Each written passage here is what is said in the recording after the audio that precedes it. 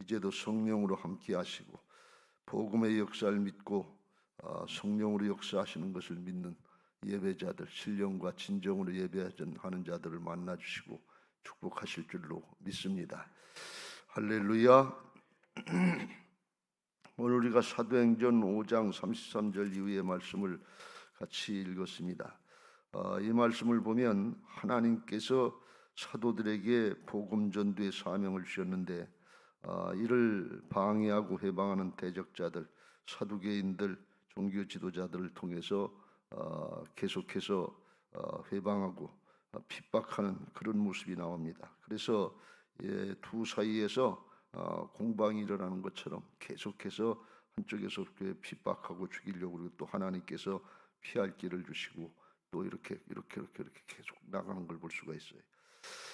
우리가 앞에서 본 것처럼 2차로다가 이 사도들을 갖다가 죽이려고 투옥을 했는데 19절에 보면 하나님께서 주의 사자를, 천사를 보내서 밤에 옥문을 열고 끌어내어 이르되, 천사를 보내셔서라도 끌어내셨다 그랬어요.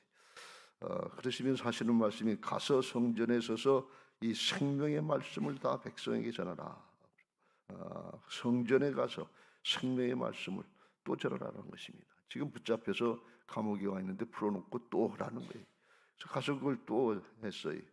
그랬더니 또 붙잡혀 가가지고서 이제 공회에서 신문을 받고 심판을 받게 되는데, 거기서도 또 담대하게 얘기하는 게, 주님의 이름으로 전하지 말라고 언금했는데 또 하냐? 그러니까 베드로와 사도들이 대답했는데, 사람보다 하나님께 순종하는 것이 마땅하다. 너희가 나무에 달아 죽인 예수를 우리 조상의 하나님이 살리시고 이스라엘에게 회개함과 죄사함을 주시려고 그를 오른손으로 높이사 임금과 구주로 삼으셨느니라 하면서 예수님이 구세주고 살아계신 하나님이다. 너희들 회개해라, 이런 얘기예요. 공영 앞에 가서, 오늘날 여기 대법관이나 국회의원들 앞에 가서 당신들 회개하시오, 이렇게 담대하게 얘기하는데, 베드로는 뭔가 하면 시골 촌뜨기 같은 사람이에요. 어부 출신이에요.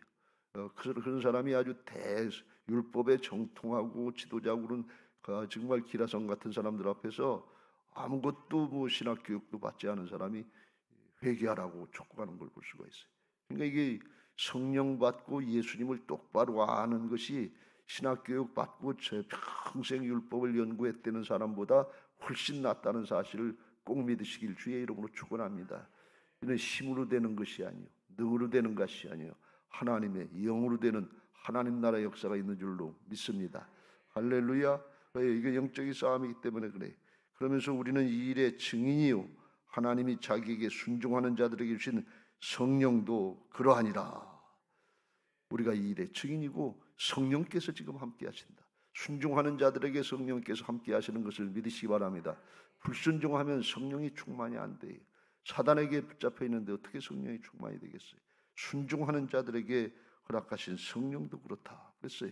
순종하시고 성령이 충만하시길 주님의 이름으로 축원합니다. 할렐루야. 그랬더니 그 얘기를 들으니까 33절, 그들이 듣고 크게 노하여 사도들을 없이 하고자 할세.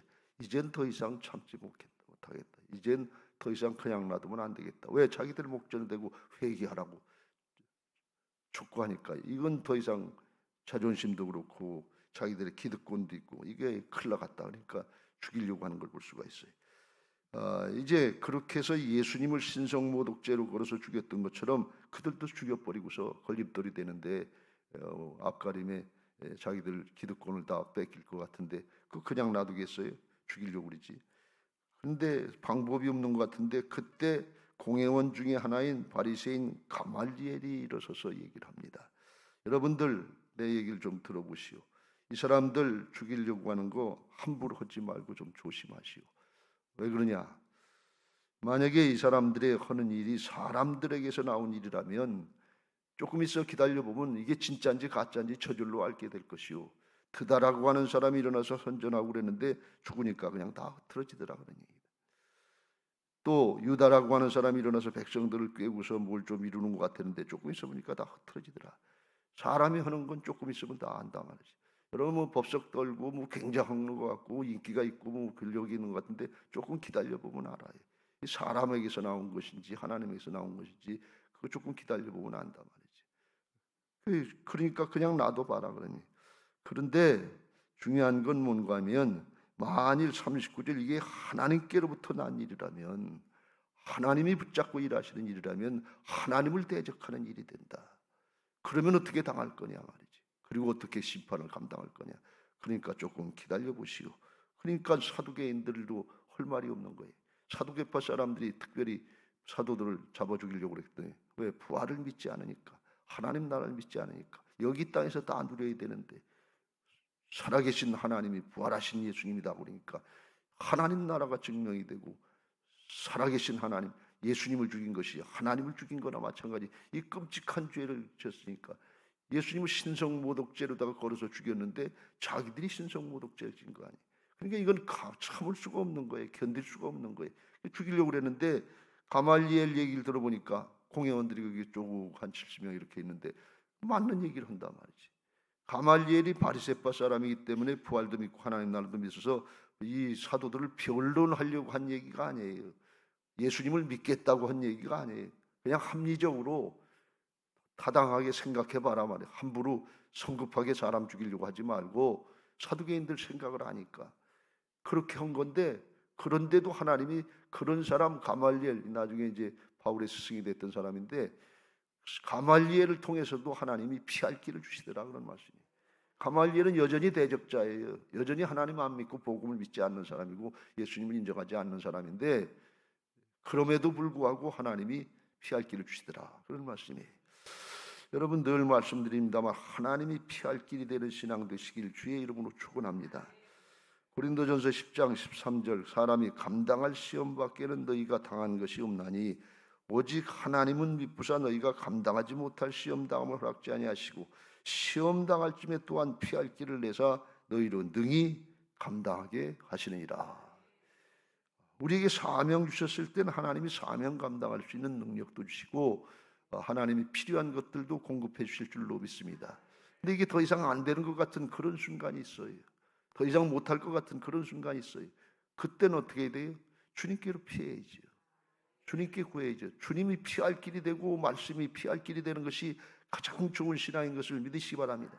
그러려면 어떻게 해야 돼요? 주님께로 진짜 피하라는 얘기예요. 말씀을 진짜 따르고 순종하라는 거예요. 사도들이 한 걸 보면 끝까지 주님께로 피하는 걸 볼 수가 있어요. 그래도 가서 복음 전하고, 그래도 예수님의 이름을 전하고, 그래도 나가서 말씀 따르고 순종하는, 주님께로 계속 피하는 거예요. 주님께로 피하고 주님께로 피하고 주님께로 피하고 말씀을 붙잡고 선포하고 주님께로 피하니까 주님이 피할 길이 되시더라 말씀이에요. 온전히 맡기지 않고서 주님이 피할 길이 안 된다고 하는 그런 엉뚱한 얘기들 하지 마시고 주님께로 진짜 피하면 주님이 피난처가 되주시는 것을 믿으시기 바랍니다. 말씀을 끝까지 붙들고 말씀하고 승부를 거는 거예요. 목숨 거는 거예요. 그러면 하나님은 전능하시고 부활하시는 하나님이시라 피할 길이 되는 것을 믿으시기 바랍니다. 아브라함을 통해서 그 신앙을 고백하잖아요. 하나님은 죽은 자를 살리시고 죽을 것 같으면 살려주시면 되는 거고 없는 걸 있는 것 같이 부르시는데 없으면 만들어주시면 되는 거예요. 그래서 어떤 믿음이 되느냐? 바랄 수 없는 중에도 바라고 믿는 믿음이 된다. 왜? 하나님이시기 때문에 그래. 그러니까 그 하나님은 우리에게 얼마든지 피할 길이 되는 것을 믿으시기 바랍니다. 할렐루야. 하나님 앞에 우리가 전적으로 맡겨보지도 않고 끝까지 인내해보지도 않고 그리고 주님이 피할 길이 없다, 이게 안 된다, 그리고 실망하고 낙망하고 포기할 때가 얼마나 많으냐면 주님은 끝까지 주님께 주님이 피할 길이 되기를 원하시는 것을 믿으시기 바랍니다. 왜 그러느냐? 그게 문제 해결도 문제 해결이지만 진짜 좋은 걸 주시려고 그러는데 사도들이 오늘 놀라운 신앙 고백을 합니다. 오늘 이걸 조금 더 자세히 살펴보려고 합니다. 41절 같이 읽겠습니다. 시작. 사도들은 그 이름을 위하여 능욕받는 일에 합당한 자로 여기심을 기뻐하면서 공회 앞을 떠나니라. 이거 주시려고 그러는 거예요. 왜 주님께로 피하라고 그러냐? 왜 끝까지 믿음 지키라고 그러냐? 문제 해결도 문제 해결이지만 그 이름을 위해 능욕받는 일에 합당한 자로 여기심을 기뻐하면서 하나님의 일을 하는 사람이 있다면 아나니아와 삽비라처럼 땅 팔아서 반이나 바치면서도 이기적인 욕심, 시기하고 질투하는 마음을 했다. 죽어나가는 그런 사람이 있고 기뻐서 즐거 능욕받으면서 환난과 핍박을 당하면서 죽음에 처했는데 기뻐하면서 하나님의 역사를 감당하는 사람이 있다 그런 말씀이에요. 그렇게 되기를 주님의 이름으로 축원합니다. 여러분, 이건 아주 굉장한 축복 아니겠어요? 우리가 신앙하면서 이거 한번 해봐야 되지 않겠어요? 하나님이 주시려고 하는 신앙, 하나님이 주시려고 하는 축복이 어디까지인지 우리가 그걸 알고 거기다 비전을 두고 목적을, 목표를 거기다 두고 그를 향해서 달려나갈 수 있게 되시길 주의 이름으로 축원합니다. 반도 나가지도 못하고 맛도 못 보고 해보려고 하지도 않고 인간적인 욕심, 세상적인 욕심 가지고 다 에이 안 되지, 아깝고 인색한 마음과 안 되지, 힘들고 어렵다고 하지도 않고 해보지도 않고 그런단 말이지. 요즘에 젊은이들 하는 얘기가 있는데 그 얘기를 좀 참으로 안타까워요. 이해는 가요. 직장생활도 어렵고 학업도 어렵고 힘드니까 교회 와서는 그래도 위로나 받고 쉬고 편안하게 하고 가야지. 왜 우리들 부려먹으려고 하냐고 이런 얘기 들었는데 이해는 가요. 인간적으로는 이해도 가요. 근데 하나님의 나라의 역사는 맛도 못 보는 거 아니. 성령 충만이 뭔지, 살아계신 하나님의 역사가 뭔지, 환난과 핍박 중에도 기뻐하고 즐거워하면서 이것 신앙하는 이 맛을 봐야 맛을 알지. 그건 들어가려고도 하지 않는 거예요. 그러니까 아주 안타까운 거지. 여러분, 신앙이 세상 말로 하면 안 되지만 야성이 있어야 돼. 도전적인 정신이 있어야 돼. 심노하는 신앙 하시길 주의 이름으로 축원합니다. 왜? 주께서 이루어놓으셨기 때문에 그래. 들어가 보지도 않고 해보지도 않고 벌벌 떨고서 그냥 엉덩이 빼고서 개가 그냥 겁이 나니까 이게 앞발 탁 쥐고 하는데 여차하면 토끼를 생각하는 그런 신앙하면 이게 얼마나 부끄러운 거냐 말이지. 예수님은 마태복음 5장에서 팔복을 말씀하시면서 그랬어요. 최고로 좋은 복이 뭐냐? 10절 위에 의를 위하여 박해를 받는 사람은 복이 있나니 천국이 그들의 것입니다. 나로 말미암아 너희를 욕하고 박해하고 거짓으로 너희를 거슬러 모든 악한 말을 할 때에는 너희에게 복이 있나니 하시면서 12절 띄워졌어요. 같이 읽겠습니다. 시작. 기뻐하고 즐거워하라. 하늘에서 너희 상이 큼이라. 너희 전에 있던 선지자들도 이같이 박해하였느니라. 그때 기뻐, 즐거워하라는 것인데 이건 원어의 뜻은 뭔가 하면 아주 뛸 듯이 기뻐하고 즐거워하라는 거예요. 송아지가 뛰는 것처럼, 사슴이 뛰는 것처럼 그렇게 기뻐하라는 거예요. 이게 하나님이 주려고 하는 최고의 복이에요.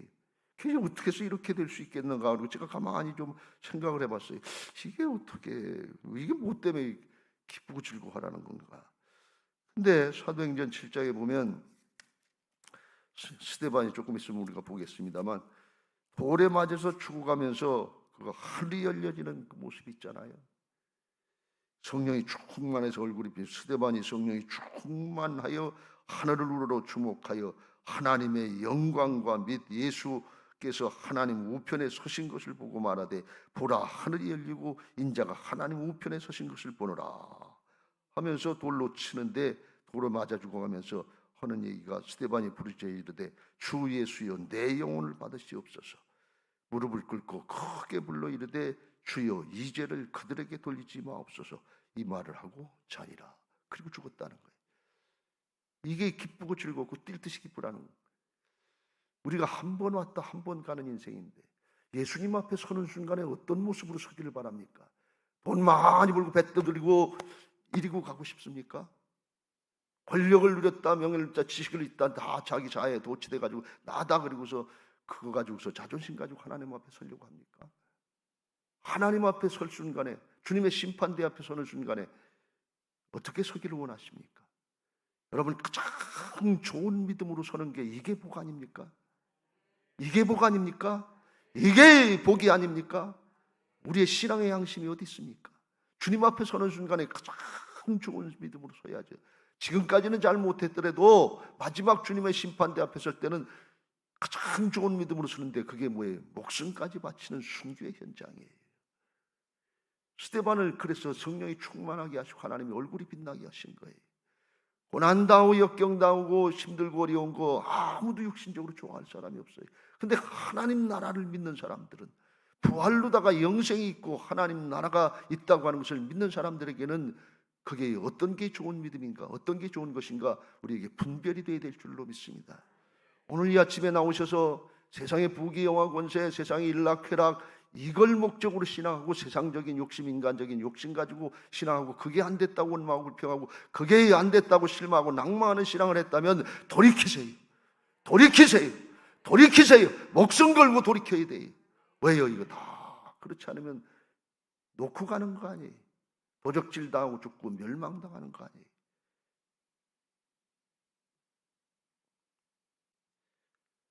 이건 우리에게 아주 굉장한 경각심이에요. 사단은 속이는 자 아닙니까? 속고 사는 거 아니에요. 속고 가는 거 아니에요. 탐욕으로다 거짓으로 속고 가는 거 아니에요. 어떻게 하면 이런 신앙을 할 수 있겠는가? 그거 고민거리 아니겠어요? 그걸 고민해 봐야 진짜 참 신앙의 길로 가지 않겠어요? 사모하지도 않는데 저절로 성령 부어주실까요? 그런 일 없어요. 사모하는 자에게 좋은 걸 주시는데 구하는 자에게 성령을 주지 않겠느냐? 구하고 찾고 부르짖어야 돼요. 목마른 사슴처럼 사모해야 돼요. 성령이 하나님 자신을 주시는 건데 그렇게 쉽게 옵니까? 세상의 걸로 꼭 찾는데 내게 양보가 안 되는데 주님이 들어오실 자리가 있어야지. 내 자아로다 세상 욕심으로 꼭 찾는데 말씀을 들으면 귀에서 튀는데 말씀이 들어갈 자리가 없는데 어떻게 성령이 충만합니까? 있을 수 없는 일이에요. 누구든지 나를 따르든 자기를 부인하고 자기 십자가를 지고 나를 쫓을지니라. 그런 마음 가지고 따르는 사람들에게 성령 부으실 줄로 믿습니다. 이렇게 기쁘고 즐거울 수 있는 비결은 딱 하나 있는데 그건 뭔가 하면 주님을 사랑하는 마음이 돼야 돼요. 요한복음 15장 11절 예수님이 이렇게 말씀하시잖아요. 내가 이것을 너희에게 이르면 내 기쁨이 너희 안에 있어 너희 기쁨을 충만하게 하려 함이라. 주님 우리가 신앙하면서 사역하면서 기뻐서 즐거워서 감사해서 정말 뛸 듯이 기뻐서 그래서 신앙하기를 원하시지 세상의 것에 얽매여서 찌들어가지고서 굳어가지고 욕심해서 아깝고 인색해서 수전노같이 그렇게 신앙하라고 만들어 놓으신 거 아니에요. 천국 백성을 만들어 주시고 하나님의 자녀를 만드시고 하나님 나라를 상속하고 하나님이 함께 하시는 하늘의 권세를 위임해 주셨는데 이걸 기뻐하지 못하고 즐거워하지 못하고 세상에 조그만 거 놓고 갈 거 이거에 붙잡혀서 아깝고 인색하냐 그래요. 경우가 맞지 않잖아요. 아니면 불신앙이든지 안 믿는 거지 안 믿어지는 거지요. 근데 주님은 기쁨이 충만하게 하려 함이라면서 뭐 하면 기쁘냐 12절 내 계명은 곧 내가 너희를 사랑한 것 같이 너희도 서로 사랑하라. 사랑할 때 기쁨. 여러분 진짜 사랑해 봤습니까? 부부간에 진짜 사랑합니까? 부부간에도 딴 주머니 차고 딴 생각 있으니까 하나도 안 기쁘잖아요. 진짜 사랑이라면 기쁘지요. 우리가 천진남 아주 아무것도 모르는 어린아이들 손주들 보면 할아버지가 손주 보면 뭐 그거 기쁘잖아요. 진짜 사랑이지. 그건 뭐 계산이 들어간 게 아니잖아요. 왜 기쁘지 않냐? 욕심이 있기 때문에 자기의 이기적인 욕심, 사랑, 죄가 뭐예요? 이기적인 욕심이에요. 세상적인 욕심이 있어요. 태초에 하나님이 사람을 만드실 때 하나님의 형상으로 만들어 주셨잖아요. 에덴의 동산에서 네 것 내 것 없이 사랑으로 할 수 있는 게 이게 정상이라고 그랬잖아요. 죄가 들어오고 인간적인 욕심, 세상적인 욕심에 꼭 붙잡혀서 아깝고 인색하고 나눌지도 모르고 섬길지도 모르고 줄지도 모르고 이게 비정상이 아니에요. 죄악에 붙들린 심령 아니에요. 비정상을 정상으로 생각하면서 그걸 기준으로 판단하니까 믿음이 안 되는 거예요. 하나님의 말씀이 역설처럼 느리고 그렇게 힘든 일을 어떻게 하냐고 그래요. 근데 죄악에 붙잡히고 속고 있는 걸 몰라요. 비정상을 정상화시키시길 주의 이름으로 축원합니다. 그거 해주신 분이 누구시라고요? 예수님이 그것이었지요. 죄를 졌기 때문에 그렇게 비정상으로 됐는데 죄의 문제가 진정으로 해결되면 하나님의 형상이 회복되고 사랑이 회복돼서 정상이 돼서 기뻐서 즐거워서 감사해서 유쾌하고 리프레시되는 기분 신선한 새로운 날이 이르는 것을 믿으시기 바랍니다. 이거 맛보셨습니까? 이거 없이 신앙하시려고 합니까? 그냥 세상의 거 이루려고 하는 게 이게 신앙이고 그게 목표입니까? 그렇다면 오늘 근본적으로 개혁하세요. 갈아엎으세요. 묵은 땅 갈아엎으시지 않으면 그러면 신앙하면서 평생 뭐에 붙잡혀서 신앙하는 거예요? 말씀에 붙잡혀 신앙하는 겁니까? 아니면 욕심에 붙잡혀 신앙하는 겁니까? 우리가 분명히 이게 구별해야 돼. 이 신앙 누리는 것에 대해서 누가복음 7장에 보면 한 여인이 바리새인 시몬의 집에 와서 예수님께 사랑의 표현을 합니다.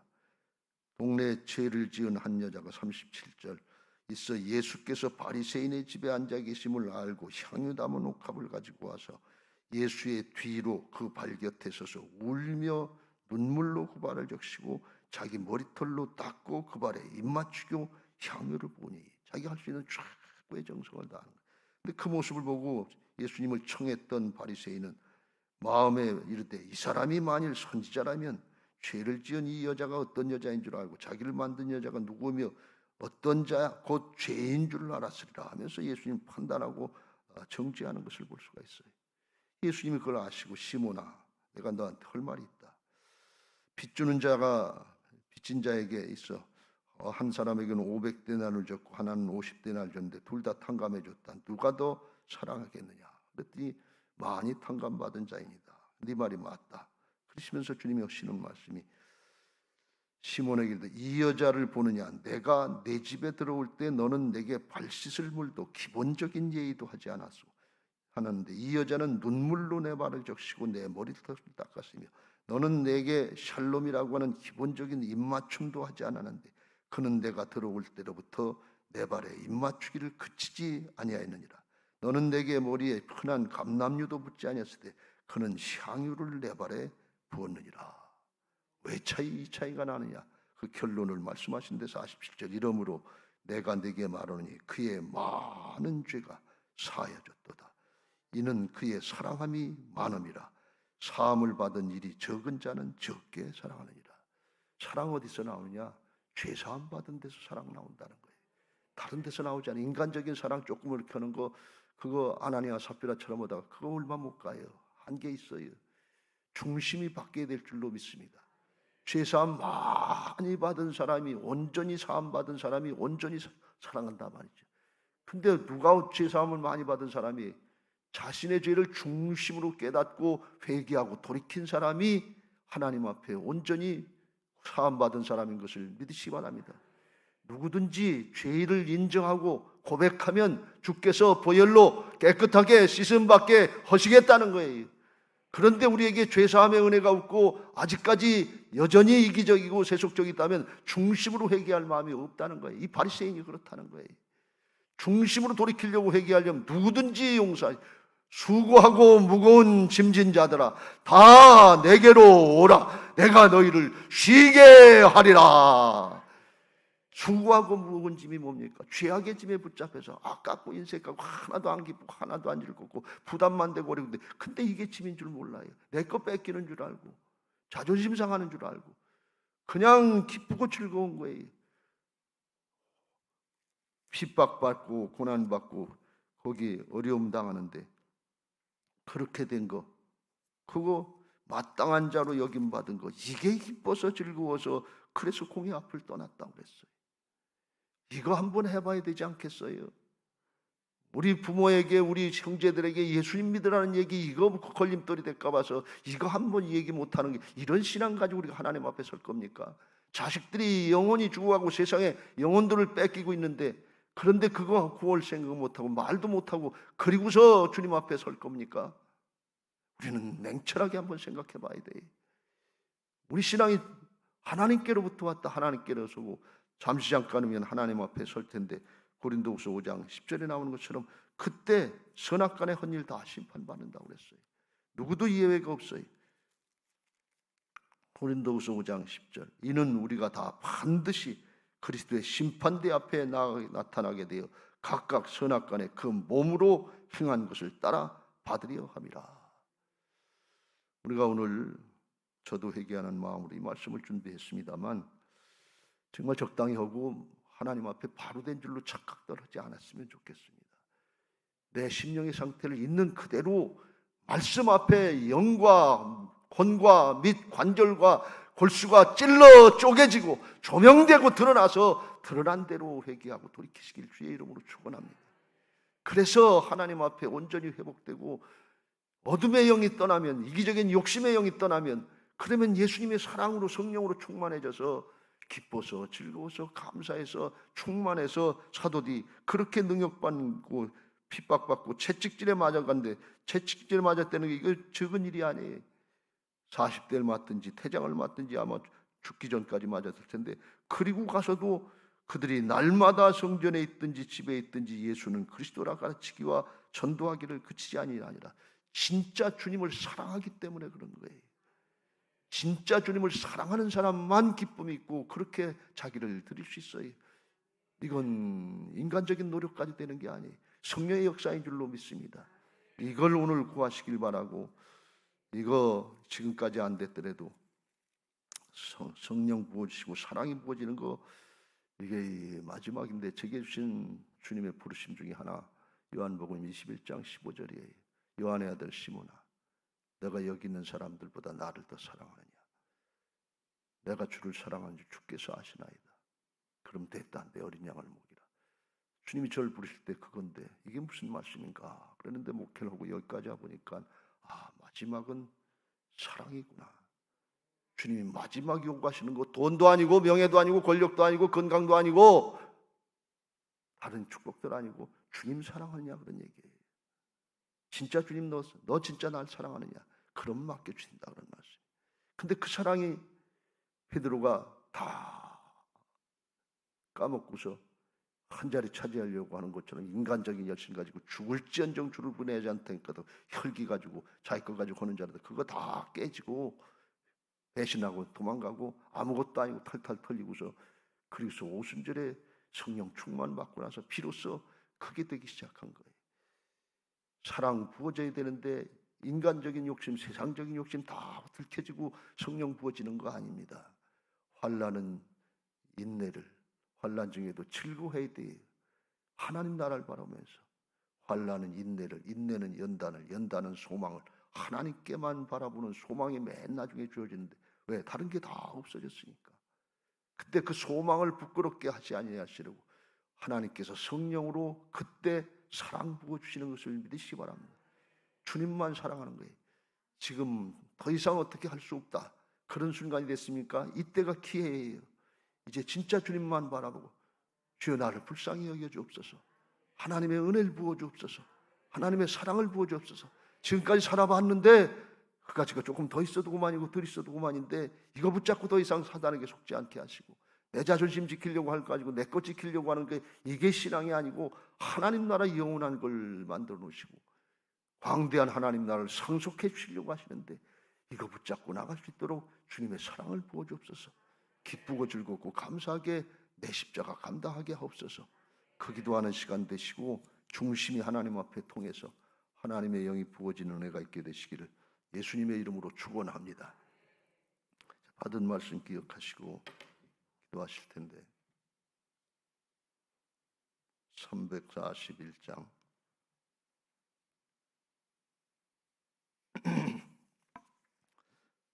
기도하시기 전에